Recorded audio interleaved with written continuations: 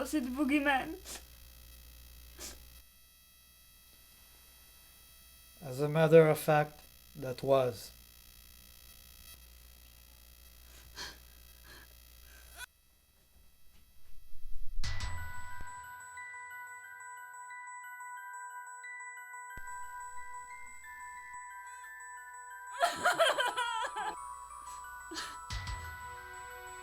Des répliques que je connais par cœur.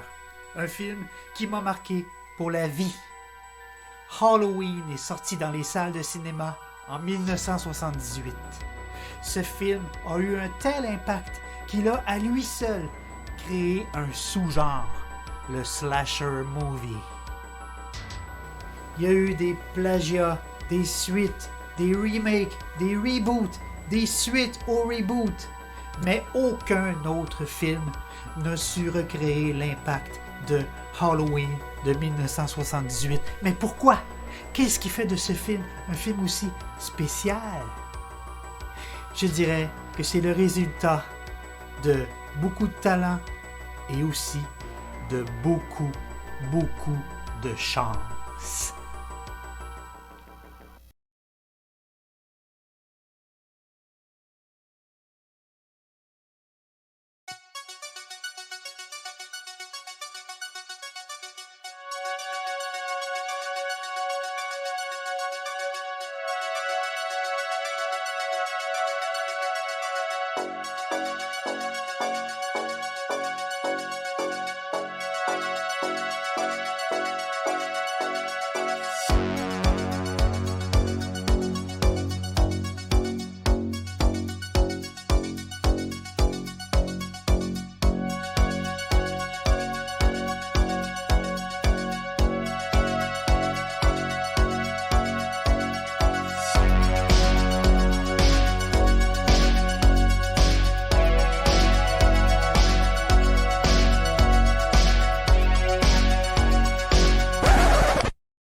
« 1963, la nuit de Halloween. Le petit Michael s'en prend brutalement à sa sœur et l'assassine à coups de couteau sans aucune raison apparente. Il se mure ensuite dans le silence complet durant 15 longues années, période durant laquelle Michael sera incarcéré dans un hôpital psychiatrique en attendant sa majorité pour pouvoir être jugé pour son crime. Mais, 15 ans plus tard, Michael Myers, le jour de son transfert vers le tribunal, parvient à s'échapper de l'asile et revient dans sa ville natale pour s'en prendre à des adolescents. Son psychiatre, le docteur Loomis, se lance à sa recherche et tente de convaincre le shérif Brackett que les habitants de la paisible ville d'Haddonfield court un grand danger. Halloween est un film lent, un slasher qui ne montre que 4 meurtres à l'écran. C'est tout. N'empêche qu'avec son budget modeste de 325 000 $ et ses recettes mondiales de quelques 70 millions, Halloween est devenu l'un des plus gros succès indépendants de toute l'histoire du cinéma. C'est un certain Irwin Yablans qui a eu l'idée de départ de Halloween, un tueur masqué qui s'en prend à une babysitter. Et c'est aussi ce Yablans qui a eu l'idée de situer l'action du film le soir de Halloween. Et quand il a constaté, après avoir effectué une recherche, que le nom de Halloween n'avait encore jamais servi de titre à aucun film en plus de 8 décennies de cinéma, bingo! Le titre parfait pour un film d'horreur était trouvé. Premier coup de chance. Et oui, on peut dire que c'est vraiment un coup de chance qu'il a eu cette idée parce que le film a failli s'appeler The Babysitter Murders. Et non, ce n'est pas une blague. Impressionné par Assault on Precinct 13 de John Carpenter, Yablans lui propose de réaliser son Halloween pour une somme dérisoire de 10 000 $. John accepte, mais il exige le contrôle artistique complet. C'est dire à quel point le jeune cinéaste de 30 ans, à peine, était confiant et sûr de lui. La scène d'ouverture de Halloween est un inoubliable plan séquence digne d'un Alfred Hitchcock. Puisque la caméra adopte carrément le point de vue du tueur, nous ne sommes plus seulement spectateurs. Nous sommes le tueur. Dès cette première scène, on comprend l'intention du réalisateur. Il ne veut pas seulement nous distraire avec son film, il veut clairement laisser sa marque dans notre esprit. Lors d'une première projection test, sans la musique, les producteurs ont dit à Carpenter que son film était ennuyant et n'avait absolument rien d'effrayant. C'est ce qui a déterminé Big John à sauver son film avec la musique, tout seul, avec son synthétiseur. Encore un autre incroyable coup de chance, parce qu'en plus de son immense talent de metteur en scène, John Carpenter excelle dans la composition de musique d'horreur minimaliste. Pas mal du tout pour un gars qui ne sait ni lire ni écrire une seule note de musique, comme il l'a dit lui-même en entrevue. Mais là, vous vous dites, mais comment a-t-il réussi à composer un morceau qui a révolutionné le cinéma d'horreur? Il a simplement transposé sur clavier un exercice pour apprendre à jouer des bongos que son père lui faisait faire quand il était jeune. La réalité est souvent décevante. John Carpenter est un fan d'Alfred Hitchcock et il s'est beaucoup inspiré de Psychose pour faire son Halloween. D'ailleurs, le nom du psychiatre de Michael Myers, Samuel Loomis, et le nom de son infirmière assistante, Marion Chambers, sont des hommages directs à deux personnages de ce film, Marion Crane ainsi que son amant, Samuel Loomis. Il est très intéressant de noter que la jeune actrice qui interprète Laurie Strode dans Halloween est la fille de Janet Leigh, l'interprète de Marion Crane. C'est d'ailleurs en grande partie la raison pour laquelle John Carpenter a choisi cette actrice débutante pour interpréter le personnage principal de son film. Il espérait ainsi profiter de sa notoriété pour ajouter du crédit à son film. Et le fait que la jeune Jamie s'avère aussi douée que sa mère pour crier.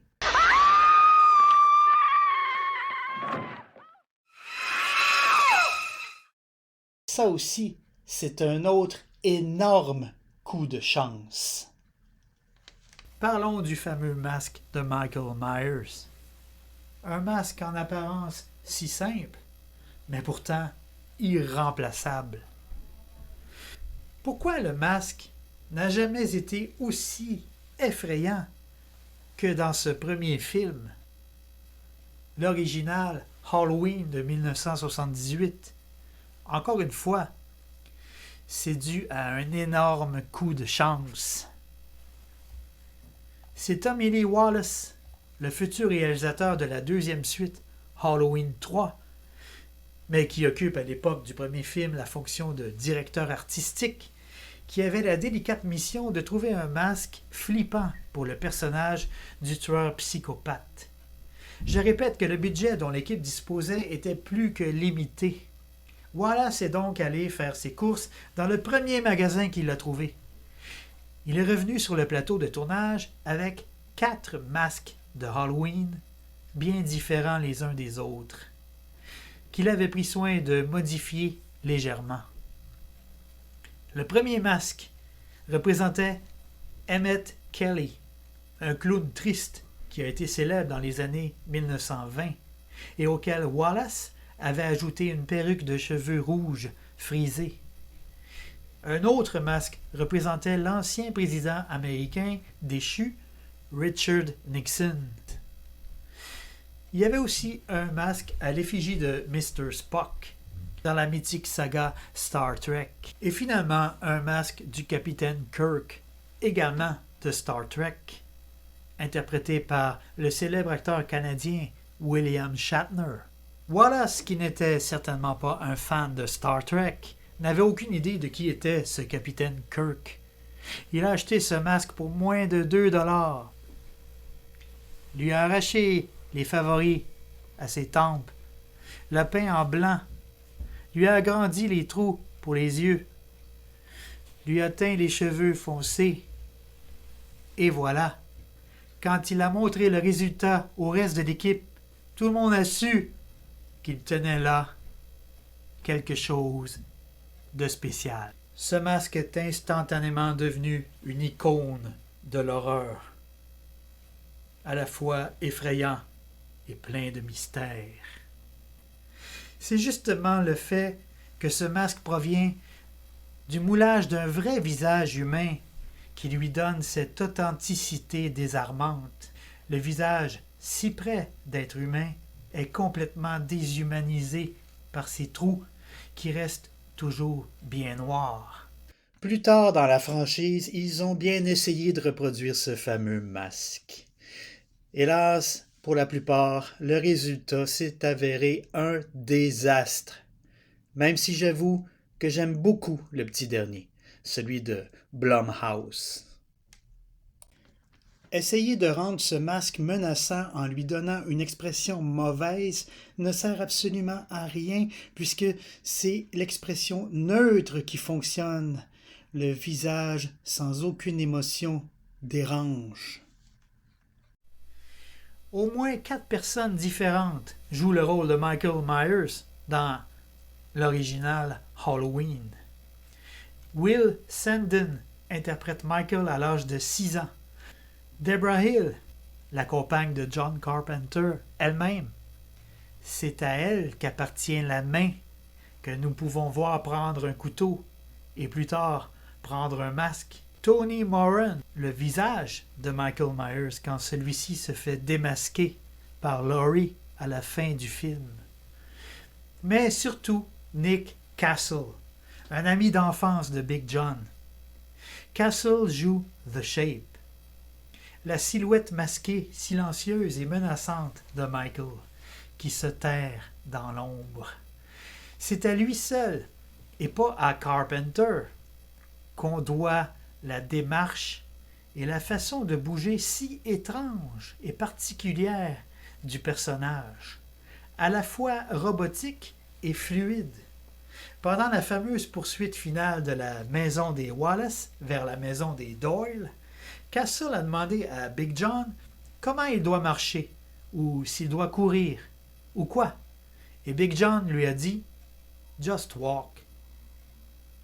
Plus tard dans la franchise, évidemment, plusieurs ont essayé d'imiter cette façon si particulière qu'avait Michael de bouger. Malheureusement, personne n'y est parvenu. Mention spéciale toutefois à James Jude Courtney, encore une fois pour la trilogie actuelle de Blumhouse. Il faut dire que lui bénéficiait des conseils de Nick Castle en personne. Mentionnons que, dans ce film, Michael Myers est un homme de taille moyenne, mince, pas imposant du tout, même plutôt chétif. Ce n'est pas en rembourrant le costume de l'acteur ou même en engageant un géant qu'on réussira à rendre Michael Myers plus imposant, parce que sa nature menaçante s'explique autrement. Ce qui rend le personnage aussi effrayant dans ce film, c'est tout simplement son mystère. Dans l'original, Michael est un être mystique. En dehors du fait qu'il a tué sa sœur à l'âge de 6 ans, on ignore absolument tout de Michael Myers. Pourquoi il ne parle plus et ne réagit plus à rien? Pourquoi il semble avoir perdu son humanité? Pourquoi Michael Myers s'échappe-t-il au bout de 15 ans? Pourquoi revient-il dans sa ville natale? Quelle est sa motivation? Pourquoi semble-t-il aussi obsédé par Laurie en particulier? Ce n'est pas expliqué dans le film original. Il n'y a aucun lien de parenté entre elle et lui. Il n'y a rien qui explique non plus la force surhumaine de Michael, ni le fait qu'il ne peut pas mourir. C'est exactement ce manque de réponse qui lui donne toute sa puissance. La première fois que je l'ai vu il y a 15 ans de cela, on m'a dit que cet enfant n'avait plus ni raison ni conscience, qu'il ne réagissait plus aux choses les plus rudimentaires comme la vie, la mort, le bien, le mal, le vrai, le faux. J'ai vu cet enfant de 6 ans au visage mort, pâle, avec d'immenses yeux noirs, les yeux du malin. J'ai passé 8 ans à essayer d'établir le contact, puis 7 autres années à lutter pour qu'on ne relâche pas, car je savais que ce qui habitait cet enfant était purement et simplement le mal.